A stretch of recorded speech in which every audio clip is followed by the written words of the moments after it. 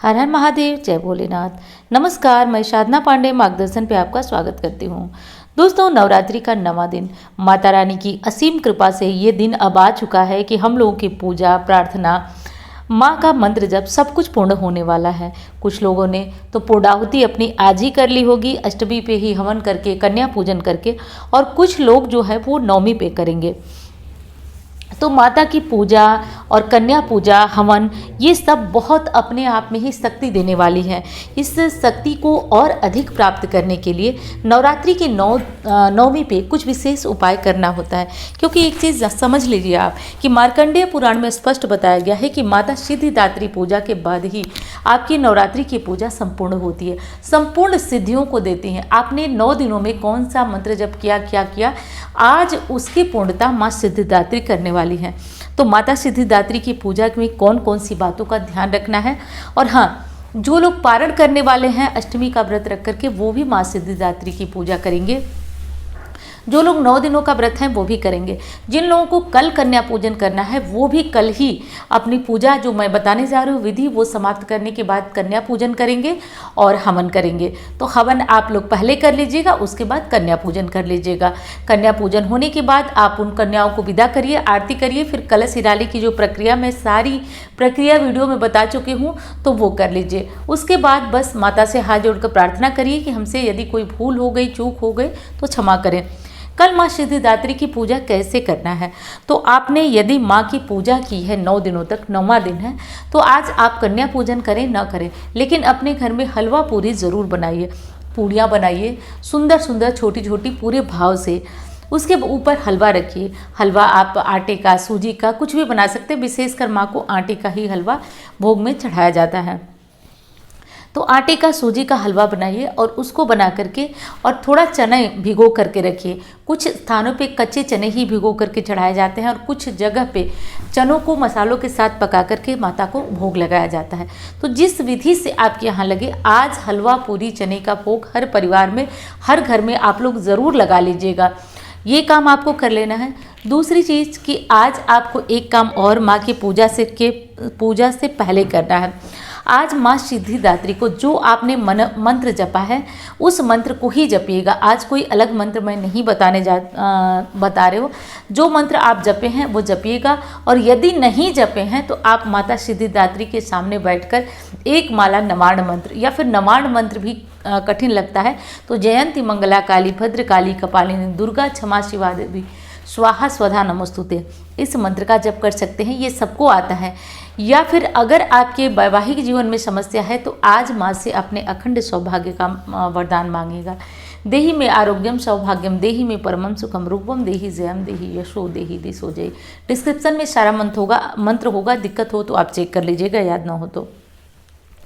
माँ सिद्धिदात्री की पूजा में किस रंग का वस्त्र पहने, तो आज मैं कहना चाहूँगी, कुंवारी लड़कियां हैं, सुहागिनें हैं, तो आज आप लोग गुलाबी वस्त्र पहन लीजिएगा। डार्क गुलाबी रंग पहन सकते हैं, हल्का गुलाबी रंग पहन सकते हैं, नहीं तो लाल पीला तो पूछना ही नहीं है, ये तो आप पहन ही सकते हैं हर हालत में। और भोग भी मैंने बता दिया कि आज हलवा पूरी चने का माँ को भोग लगाइए। अच्छा, मार्कंडेय पुराण में एक बात और कही गई है कि जो 9 दिन आपने तपस्या किया वो कैसे आपको मिलेगी, ये आप कैसे पूर्ण करेंगे। तो आवश्यक है कि हम कन्या पूजन करें। अब देखिए, इच्छा तो हमारी सबकी होती है कि हम कन्या पूजन कर पाएँ। किसी भी स्थिति में कन्याएं नहीं मिल पाती हैं तो उनके स्थान पे मैंने अपनी लाइव वीडियो में भी आपको बताया था कि आप किसी भी मंदिर में जाकर के कन्याओं को खिलाने भर चीज़ें प्लेट में रख करके दान करिए। माता का स्वरूप मानकर वहाँ दान करके चले आइए। इससे भी कन्या पूजन हो जाएगा, क्योंकि हमारी इच्छा तो है, बस हम कर नहीं पा रहे हैं। ये चीज़ हो गई।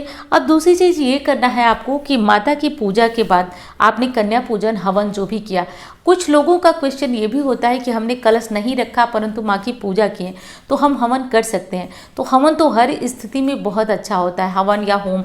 मैंने वीडियो बताई है कि बना करके पूरा बताया। आप चाहें तो उस वीडियो को स्टार्ट करके बस रख दीजिए, और स्टेप बाय स्टेप चीज़ें हैं उसमें स्टार्ट करके रखिए, फिर देखिए, और एक एक चीज़ वीडियो चलते रहने दीजिए, आप हवन कर लेंगे।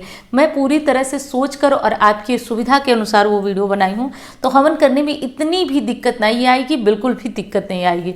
तो आप इस काम को कर लीजिएगा। छोटा सा हवन या छोटा सा होम कैसे करते हैं, हवन ना भी कर पाएँ तो ज़रूर कर लीजिएगा। अष्टमी नवमी के दिन किया गया हवन एक तो आपके घर से सभी दोषों को समाप्त करता है, साथ साथ माता सिद्धिदात्री आपके ऊपर कृपा करती है। आज ही सारी सिद्धियां मिलने का दिन है। आपने पूरे नवरात्रि में क्या मांगा ये तो नहीं पता है, लेकिन मिलने का दिन आज ही है। आज ही माँ की कृपा बरसेगी और आपके काम पूर्ण होंगे। तो ये सारे काम आप सभी अवश्य कर लीजिएगा। अब उनके लिए बात करती हूँ कि जो इस नवरात्रि में कुछ भी नहीं कर पाए हैं वो क्या करें। तो मंत्र मैंने बताया है, आप कुछ न हो तो आज हलवा पूरी चने का भोग लगाकर एक माला मंत्र ज़रूर जप लीजिएगा। आज माता को गुड़हल के पुष्प ज़रूर समर्पित करिए। गुड़हल के पुष्प समर्पित करने के बाद माता को उस पर 2 लौंग भी आप अर्पित करके चढ़ा सकते हैं। और दूसरी चीज़ कि जो लौंग इलायची आप प्रतिदिन चढ़ाते हैं वो सुबह में ज़रूर चढ़ाइए। अब एक क्वेश्चन आपके मन में आएगा, वैसे मैं बता दूं कि मैंने कलश विसर्जन की पूरी विधि पूरी प्रक्रिया बता दी है। गलती से मूर्तियों पे चावल न डालिएगा, इसलिए मैंने पूरी प्रक्रिया जो है आपको बता दी है कलश विसर्जन की। तो कलश विसर्जन करने का सही मुहूर्त भी मैंने बताया है। और दूसरी चीज़ आपको ये ध्यान रखना होगा कि कलश विसर्जन के बाद अब आप पूछते हैं कि शाम को क्या हम आरती पूजन माँ का करेंगे। तो जब हमने कलश हिला दिया तो माता के आसन को एक तरह से हमने जो है हिला दिया है। तो अब कहा जाता है कि देवता वहाँ पे वास नहीं करते, बस एक चौकी उठाना विसर्जन की प्रक्रिया मात्र बाकी रह जाती है। तो ऐसे में आप शाम को हवन वगैरह सब कुछ हो गया, तो शाम को कोई ज़रूरी नहीं है कि आप वहाँ पे भोग लगाएं और आरती करें। ज़रूरी क्या है, नहीं ही किया जाता है, क्योंकि ऐसी मान्यता है कि हमने माता को आज के आज विदा कर दिया। तो ये हो गया।